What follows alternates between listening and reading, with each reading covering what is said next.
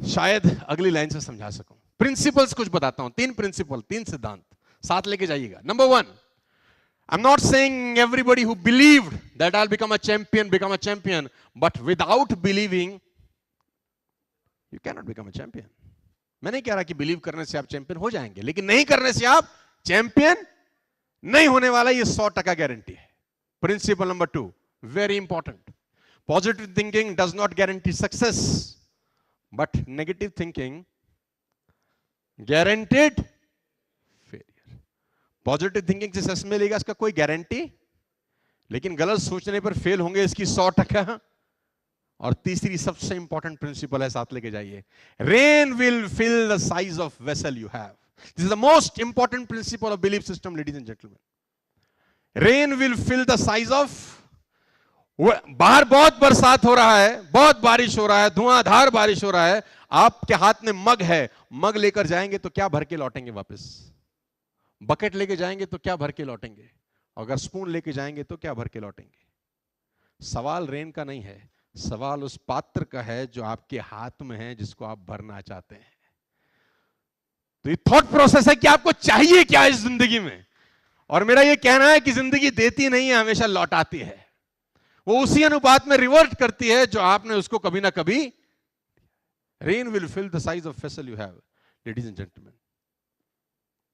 बात समझ में आ रहा है तो बोलो हाँ, hurry with me. Believe system से होता क्या है? मुझसे सारे पूछते हैं कि बिलीव हो गया आपको, हमको विश्वास हो गया कि विल रूल द वर्ल्ड, हमको विश्वास हो गया बिकम एन आईएएस ऑफिसर और अ डॉक्टर और अ इंजीनियर और अ चार्टर्ड अकाउंटेंट और to build a company of 1000 crore 2000 crore rupees. मैं ऐसी कंपनी में जाता हूं जिनका टर्नओवर 20,000 करोड़ रुपीस का है, तो मैं उनको बोलता हूं थिंक कि हम 30,000 करोड़ कैसे होंगे। तुम बोलो सर पागल हो आप, 5% ग्रोथ सोचते हैं, 10% ग्रोथ सोचते हैं, ये साला 50% ग्रोथ कौन सोचता है? तो मैंने बोला हम सोचते हैं।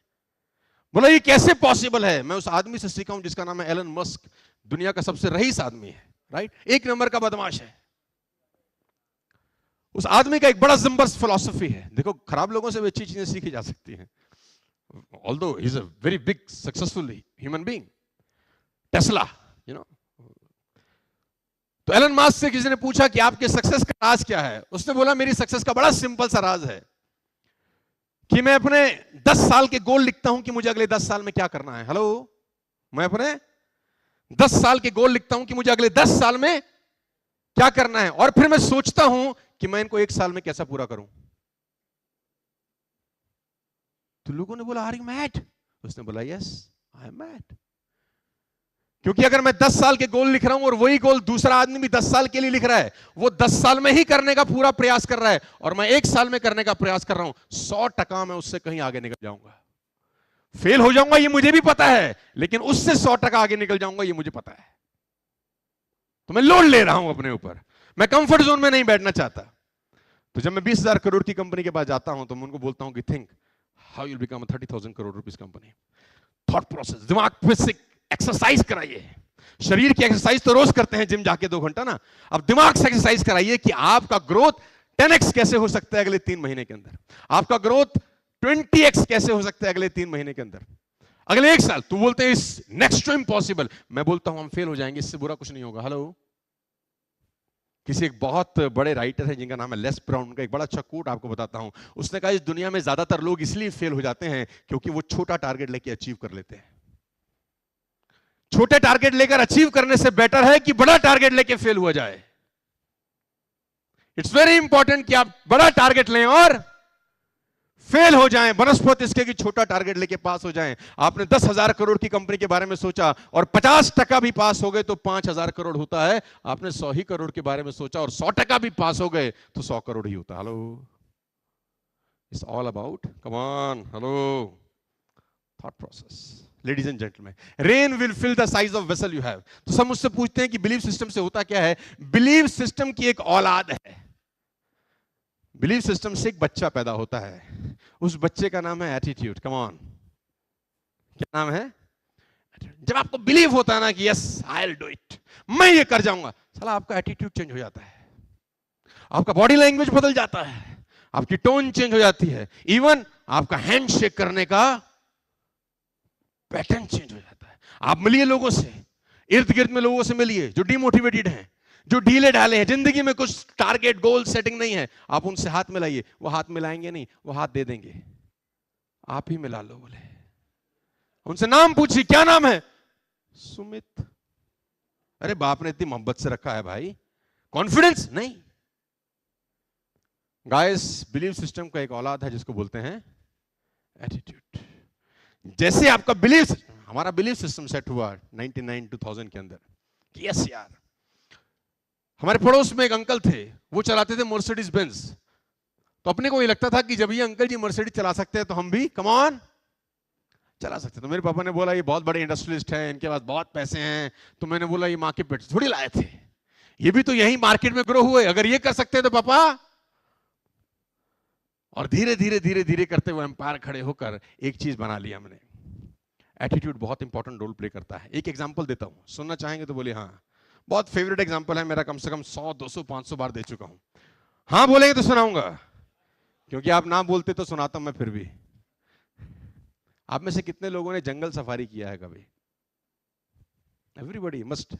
मैं भी जिस रास्ते से आया वो तो पूरा जंगल टाइप रास्ता है यार, है खतरनाक, दिख ना जाए मैंने कहा कुछ। आप लोग जंगल गए हैं? Come on. सबसे तेज कौन सा जानवर दौड़ता है जंगल में? श्योर। सबसे ऊंचा जानवर कौन सा होता है? Come on. जिराफ। बच्चे ने बताया, वाह। सबसे भारी जानवर कौन सा होता है? Come on. एलिफेंट। और क्लेवर जानवर कौन सा होता है? Are you sure? सबसे क्लेवर फॉक्स, सबसे तेज चीता, सबसे ऊंचा जिराफ और सबसे भारी एलिफेंट, हिप्पोपोटामस, कुछ भी आप बोल सकते हैं। अब मेरा अगला क्वेश्चन ये है, इन चारों में से जंगल का राजा कौन सा होता है? मैंने इन चारों में से पूछा।